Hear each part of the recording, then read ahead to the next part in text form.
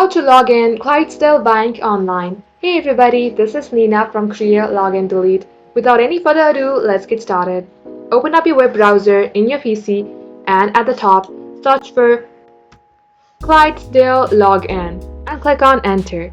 Once done, you will see its official website at the first search result. Click open that link. Once you do so, you will see Login. Now at the Login section, you will see Internet Banking or Business Internet Banking. For today's video, let's go to Internet Banking and click on Login. As it says that Internet Banking has been moved. So to use this, let's continue to Virgin Money Internet Banking. Now here, let's enter our credentials. At this box, enter your username or your customer number. Once done, go ahead and click on Continue. Just like so, at this box, enter your online banking password and click on Continue. In case you don't know your password or don't remember your password, click on I don't know my password and get help. Just like so, this is how you get logged into your account.